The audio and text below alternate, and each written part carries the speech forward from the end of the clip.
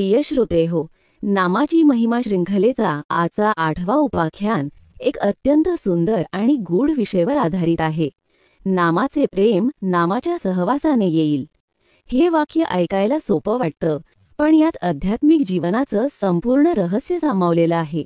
आपण अनेकदा म्हणतो, मला नामाची गोडी लागावी, देवाच्या नावावर प्रेम यावं. पण प्रश्न असा आहे, हे प्रेम कसं निर्माण होईल? संत सांगतात, नामावर प्रेम यावं तर नामाच्या सहवासात राहा. जशी सुगंधी फुलांच्या बागेत बसल्यावर अंगावर सुगंध येतो, तशी नामाच्या सहवासात राहिलं की मनात आपोआप नामाची गोडी उतरते.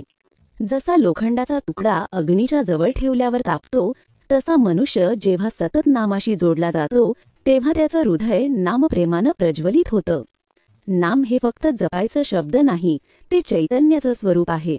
नाम म्हणजे परमेश्वराची जिवंत उपस्थिती. आपण जसा एखाद्या प्रेमळ व्यक्तीच्या सहवासात राहतो, तसं नामाच्याही सहवासात राहावं लागतं.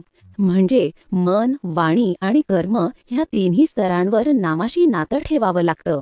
संत तुकाराम महाराज म्हणतात, नाम घेतल्या वेण नाही थारा, नामची मोकळे करीती संसारा. म्हणजे नामाशिवाय शांती नाही, आणि नामाशी जोडला गेलो की सगळा संसार पवित्र होतो. नामाशी सहवास म्हणजे फक्त काही वेळ जप नाही, तर दिवसाचा प्रत्येक क्षण नामाने भारलेला असावा. उठताना, काम करताना, चालताना, झोपताना मनात त्या नामाचा नाद चालू असावा. हेच नामाचा सहवास आहे. जसा चंद्र सतत समुद्रावर प्रकाश टाकतो, तसा नाम सतत आपल्या अंतःकरणावर कृपेचा प्रकाश टाकत असतं.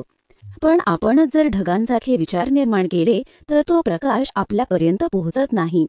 म्हणून मन शांत करून नामाच्या सान्निध्यात राहा, तेव्हाच नामाचं प्रेम फुलू लागतं.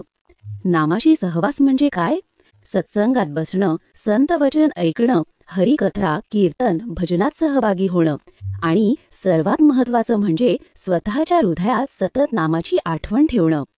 जसा एखादा प्रिय व्यक्ती नेहमी मनात असतो, तसंच नाम हृदयात जागृत ठेवा. संत ज्ञानेश्वर महाराज म्हणतात, नामस्मरणे प्रेम वाढे, प्रेमे हरी प्रगटे आपुले. अर्थात नामस्मरणाने प्रेम वाढतं आणि प्रेमानेच हरी स्वतः प्रगट होतो.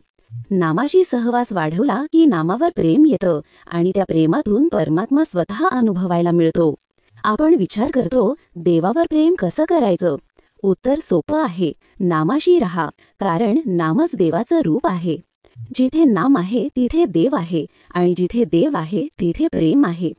नाम हे चैतन्य आहे, आणि चैतन्याच्या सहवासात राहणं म्हणजे स्वतःमध्ये दिव्यता जागवणं. सुरुवातीला मन कदाचित विचलित होईल, ओठांनी जप होईल, पण मन दुसरीकडे जाईल. पण घाबरू नका, नामाशी जितका जास्त सहवास वाढवाल तितकं मन शांत होईल. हळूहळू नाम तुमच्या हृदयात रुजेल, आणि एक दिवस असं होईल की नाम तुमचं जीवन बनेल आणि जीवन नामाचं. तुकाराम महाराज म्हणतात, नाम घेतल्या विण लागे गोडी, हरीच्या प्रेमाची वाढे जोडी. हीच खरी अनुभूती आहे.